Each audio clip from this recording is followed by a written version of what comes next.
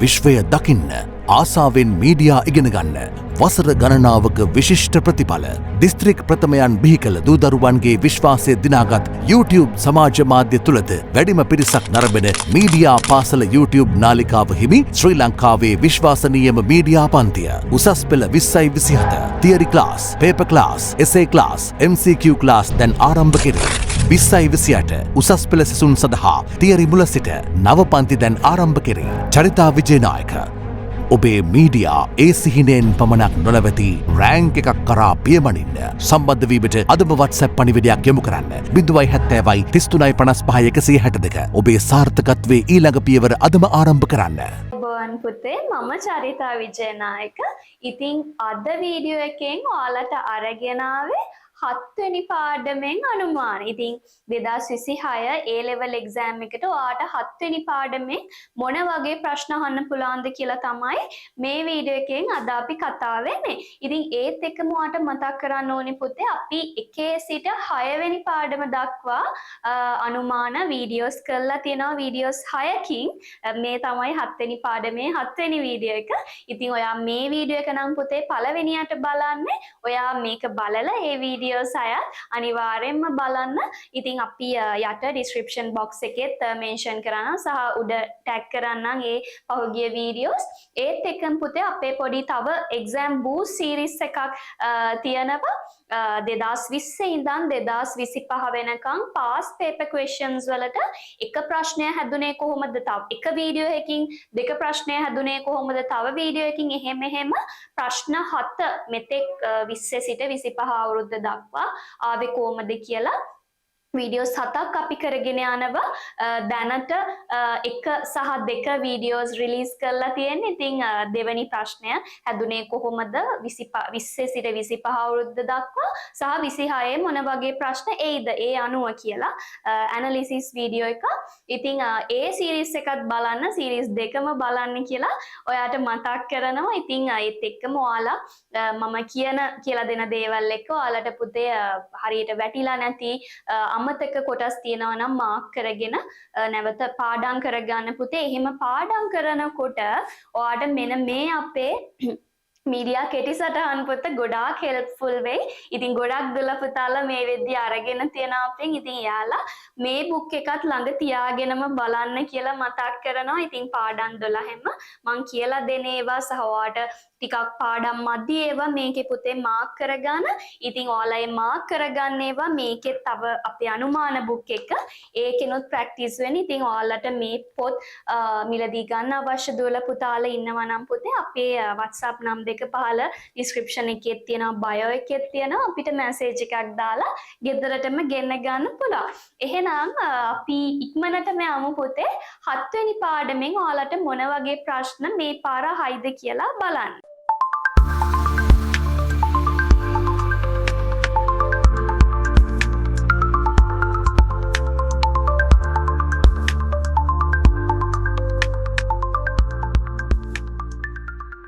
හරි පුතේ, එතකොට 7 වෙනි පාඩමෙන් ඔයාගෙන් සාමාන්‍යයෙන් අහන්න තියෙනවා නිර්මාණශීලීත්වයේ අර්ථ දක්වන්න වගේ ඒවට වැඩිය මම මේක අර මුළු දැන් පාඩමේ තියෙන ඔක්කොම questions ටික මේ තියෙන. නමුත් ඔයාලට විශේෂයෙන් එන වගේ එන්න පුළුවන් වගේ ඒවා ටික කියන්නම් පුතේ.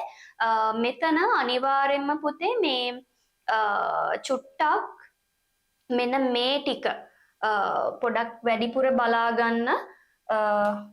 මෙන්න මේ කොටස පුතේ ඒ කියන්නේ පුවත්පතේ භාෂාව භාවිත වෙන්නේ කොහොමද? ගුවන් විදුලියේ භාෂාව අපිට ශ්‍රවණය විතරයිනේ වෙන්නේ නේද? ඉතින් සරල භාෂාවක් නේද? මේ දේවල් ටික රූපවාහිනියේ නේද? රූපයට උචිත භාෂාවක් යොදා ගැනීම, රූපය අභිබවා භාෂාව යොදා නොගැනීම, අන්න ඒ පොයින්ට්ස් ටික පුතේ. ඊට පස්සේ සමාජ මාධ්‍ය වල කෙටි වැකි, කෙටි යෙදුම්, ඊට පස්සේ ඉංග්‍රීසි අක්ෂර වලින් දේශීය වචන ලිවීම, ඒ වගේ ඉමෝජිස් භාවිතය, ඒ කියන්නේ කැප්ෂන් එකනේ වචන එක්ක ඒ දේවල් ටික පුතේ චුට්ටක් බලාගෙන විශේෂයෙන් ඔයාලගෙන් මෙන්න මේ සමාජ මාධ්‍ය භාෂා භාවිතය මේ දේවල් අහන්න පුළුවන්. මොකද රූපවාහිනී භාෂා භාවිතය ගිය අවුරුදුවල දෙපාරක් විතර අහලා තියෙනවා. එතකොට ගුවන් විදුලිය පුවත්පතත් ඔයාලගෙන් අහන්න පුළුවන්. ස්පෙෂලි මේ සමාජ මාධ්‍ය භාෂා භාවිතය බලාගෙන යන්න. ඊට පස්සේ පුතේ මේ නිර්මාණශීලී වැඩසටහන් ආකෘති රූපවාහිනියේ වගේම පොඩ්ඩක් සෝෂල් මීඩියා වල නිර්මාණශීලී වැඩසටහන් ආකෘතිත් බලාගෙන යන්න පුතේ. YouTube වීඩියෝස්, Facebook පෝස්ට් නේද, Instagram රීල්ස් අන්න ඒ වගේ නිර්මාණාත්මක වැඩසටහන ආකෘති සමාජ මාධ්‍යවල ඒවා බලාගෙන යන්න. ඒත් එක්කම පුතේ මේ ගිය අවුරුදුවල චුටක් අහලා තියෙනවා මේ අර සතතාභ්‍යාසය අන්න ඒ වගේ දේවල්. ඉතින් ඒ කොටස් ටික චුට්ටක් බලාගෙන යන්න. ඒ කියන්නේ සතතාභ්‍යාසයෙන්ම ඒ කියලා හිතන්න අමාරුයි. ඒක ඇවිල්ලා තියෙන නිසා. ඉතින් ওই නිර්මාණශීලීත්වයේ මූලිකාංග අන්න ඒ කොටස් චුට්ටක් බලාගෙන යන්න. මේ විශේෂයෙන්ම ඔයාලට පොඩ්ඩක් මතක් කරන්න ඕනේ මෙන්න මේ කැමරා කෝණ අනිවාර්යෙන් බලාගෙන යන්න පුතේ. ඒ කැමරා කෝණය මොකක්ද?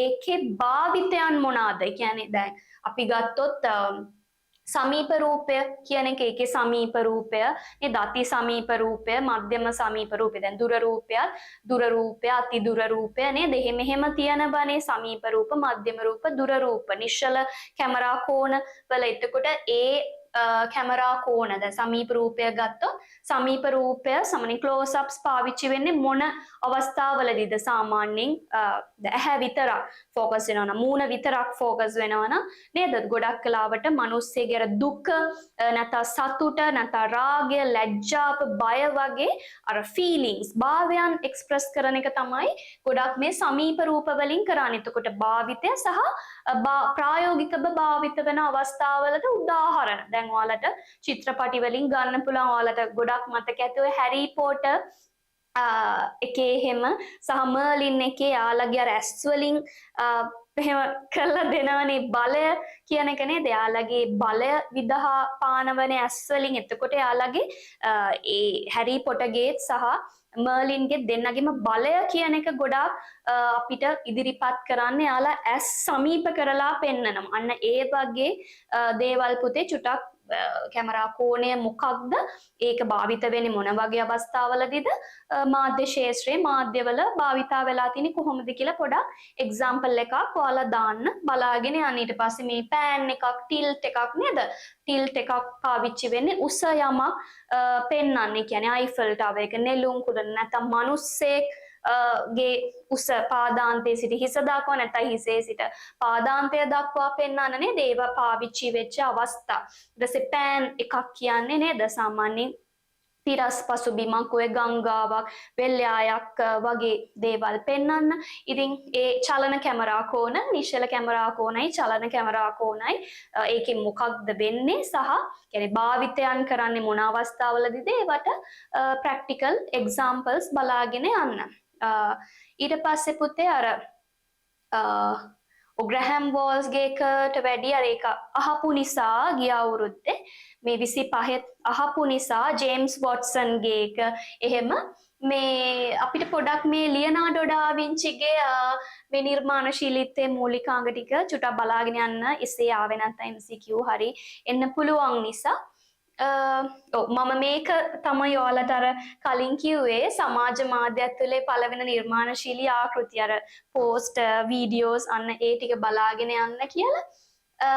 ඊට පස්සේ පුතේ ඔයාලට මතකයිනේ නේද? පුවත්පතක තොරතුරු පළවෙනි ආකෘති, ඊට පස්සේ ගුවන් විදුලියේ ටීවී එකේ ඒවත් චුට්ටක් බලාගෙන යන්න. ඒ කියන්නේ පුවත්පතක අපි ගත්තොත් ආකෘති තමයි තොරතුරු පළවෙනි එක ආකෘති තමයි ප්‍රවෘත්ති, විශේෂාංග, වෙළඳ දැන්වීම්, කාටුන් අන්න ඒවා විස්තර කරන්න, ඒවට එක්සැම්පල්ස් ලියන්න චුට්ටක් බලාගෙන යන්න. ඒත් එක පුතේ මෙන්න මේ ප්‍රශ්නය ගොඩක් කාලයක් අහලා නැහැ. ඕල් සිලබස් එකේ මේ වගේ ප්‍රශ්න ඇහුවා. නමුත් ඔයාලට මේ කොටස තියෙනවනේ නිව් එකටත්. ඉතින් රූපවාහිනී මාධ්‍ය සහ සිනමාව අතර වෙනස්කම් චුට්ටක් බලාගෙන යන්න. මොකද දැන් ගොඩාක් සිනමාව ලංකාවේ ලොකු දැවන්ත පිම්මක් තියලා වෙනස් මාරකට දැන් ගොඩාක් යන ගොඩාක් ළමයි නේද තරුණ අය වයස් බේදයක් නැතුව බාල මහලු වැඩිහිටි හැමෝම වයස් බේදයක් නැතුව පුතේ ෆිල්ම්ස් බලන්න යොමු වෙලා තියෙනවා. ෆිල්ම් හෝල් එකට ගිහින් බලනවා, ඔය Netflix වලින් බලනවා, TV එකේ නැත්නම් ඩවුන්ලෝඩ් කරගෙන නේද? ඉතින් ගොඩාක් විදියට බලන මාත් මේ වගේ ස්මාර්ට් බෝඩ් එකට නැත්නම් TV එකට, ලැප් එකට, ෆෝන් එකට දාලා මමත් ඉතින් ෆිල්ම්ස් බලනවා. ඉතින් හරි ආසයි ගොඩක් අය දැන් ෆිල්ම්ස් බලන්න. ඉතින් ඒ ෆිල්ම් කියන දේ කොහොමද රූපවාහිනී මාධ්‍යෙන් වෙනස් වෙන්නේ කියලා ඔයාලට එන්න පුළුවන්. එතකොට මේ ෆිල්ම් කියන එක පුතේ නව මුහුණුවරක් අරගෙන තියෙනවානේ මේ සමාජ මාධ්‍යත් එක්ක එකතු වෙලා නේද? මේ සිනමාව සමාජ මාධ්‍යත් එක්ක එකතු වෙලා මාධ්‍ය අபிසාරිතාව සිනමාවට ආවට පස්සේ කොහොමද ඇති වෙලා තියෙන වෙනස්කම් කියලාත් ඔයාලට අහන්න පුළුවන්. දැන් සිනමාවල චුටි ෂෝට්ස් යනවා, Facebook වල, TikTok වල, YouTube shorts විදියට නේද? ඊට පස්සේ සිනමා පට අපට දැන් අන්තර්ජාලයෙන් ඩවුන්ලෝඩ් කරගෙන බලන්න අවස්ථාව ඇවිල්ලා තියෙනවා නේද? ඉතින් සිනමා සර්ච් කරලා අපිට ඒවා ගැන ඔය ෆිල්ම් රිවිව්ස් බලන්න පුළුවන්. පුතේ ඒත් එක්කම මේ නිර්මාණශීලීත්වය කියන එක අතීතයේදී කොහොමද යොදාගත්තේ සහ වර්තමානයේ කොහොමද පාවිච්චි වෙන්නේ? දැන් අතීතයේ ගොඩක් තිබ්බේ අපේ ඔය එක ශාන්ති කර්ම නේද? ඔය ගැමි නාටක නේද? සොකරි කෝලං වගේ ගැමි නාටක, ඊට පස්සේ මිනිස්සු වීදි නාට්‍ය කරා නේද? ඉතින් ඒ වගේ දේවල් නේ තිබ්බේ. ඊට පස්සේ ඔය යෝගා වගේ දේවල්, ඊට පස්සේ අපි මමත් යෝගා කරනවා.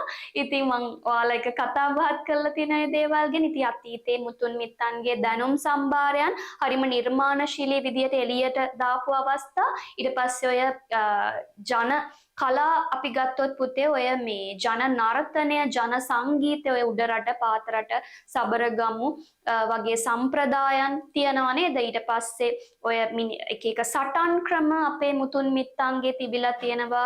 ඊට පස්සේ එක එක මේ සිරිත් විරිත් වගේ දේවල් ඉස්සර තිබිලා තියෙනවා. හරිම නිර්මාණශීලී දේවල් එයාලා හදාගත්තු දේවල්, ඔය හිරමණයනේ සකපෝරුව ඒ වගේ යාලා හදාගත්ත නිර්මාණශීලී දේවල් ලෝකෙට ඉදිරිපත් කරලා තිනවා. ඒවා අදටත් පැවැතෙනවා. අර ඇඳුම් පැළඳුම් මෙහෙම දැන් නර්තන යාන්ගේ ගත්තම දැන් උඩරට නර්තන ශිල්පියෙක්ගේ නේද?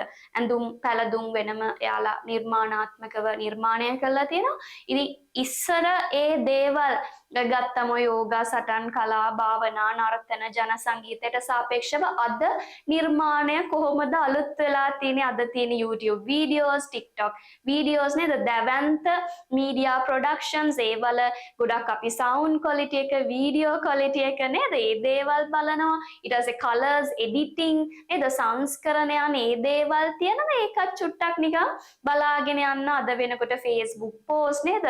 Insta reels, ඒ වගේ දේවල් එක්ක තමයි නිර්මාණශීලීත්වය මේ මාධ්‍ය අபிසාරිතාවත් එක්ක, අන්තර්ජාලය ආගමනත් එක්ක, සමාජ මාධ්‍යත් එක්ක එකතු වෙලා තියෙන. ඉතින් අතීතයේ ගොඩාක් හරිම ස්වභාව දහමත් එක්ක නිර්මාණශීලීත්වය පුතේ බද්ධ වෙලා තිබ්බේ. ඉතින් අතීතයේ සහ වර්තමානයේ නිර්මාණශීලීත්වයේ වෙනස්කම් එහෙම චුට්ටක් බලාගෙන යන්න. ඉතින් පුතේ මේ අපි කතා කරපු ටොපික්ස් අපි 7 වෙනි පාඩමේ දැන් අනුමාන වීඩියෝ එකනේ. එතකොට මේ දේවල් පුතේ පොඩ්ඩක් අර මේ බුක් එකෙත් ඔයාලා මාක් කරගෙන අමතක වෙලා තියෙන දේවල් චුට්ටක් නැවත බලා ගන්න. ඉතින් ඒත් එක්කම පුතේ මතක් කරන්න ඕනේ ඔයාලට දැන් අද කතා කරපු වීඩියෝ එකේ මොනාරි ප්‍රශ්න තියෙනවා නම් අපේ පහළ කමෙන්ට් සෙක්ෂන් එකේ කමෙන්ට් කරලා අහන්න. සහ වීඩියෝ එක ඔයාලට හොඳයි නම් අනිවාර්යෙන් අපිට ලයික් එකක් දීලා යන්න කියලා ආදරෙන් ඉල්ලනවා. ඉතින් ගොඩක් දුලා පුතාලා අපේ මේ වීඩියෝස් බලන්නේ channel එක subscribe කරන්නේ නැතුව. ඉතින් ඒව කරන්න එපා. අපේ channel එක subscribe කරලා යට තියෙන චූටි bell icon එකත් click කරලා all දෙන්න. ඔයාට වීඩියෝ එකක් ආපු ගමම්ම එතකොට බලන්න පුළුවන්. ඉතින් subscribe කරලා නැත්නම් subscribe කරලා අපේ videos බලන්න. ඉතින් ඒත් එක්කම කියන්න පුතේ ඔයාලට improvement එකක් තියනවද මේ video series එකත් එක්ක? ඒකක B එකක මට්ටමක ඉන්න ළමයෙක්ට rank එකකට යන්නත්, fail මට්ටමක S මට්ටමක ඉන්න ළමයෙක් ඉන්නවා නම් C එකකට B එකකට යන්න අනිවාර්යෙන්ම මේ වීඩියෝ ටික විතරක් හරි ඔයා මේ දවස් ටිකේ ප්‍රැක්ටිස් වෙලා යන්න පුතේ. එහෙම දුවෙක් පුතෙක් වුණත් ඉන්නවා නම් අවසාන මොහොතේ රෙඩි වෙන ළමයි. මොකද ඔයා ෆේල් වෙන්න ඕන විෂයක් නෙවෙයි. මීඩියා කියලා කියන්නේ ඔයාගේ අතේ තියෙන විෂය. ඔයා දැනුත් මේ සම්බන්ධ වෙලා ඉන්නේ මාත් එක්ක මේ මීඩියා වලින්.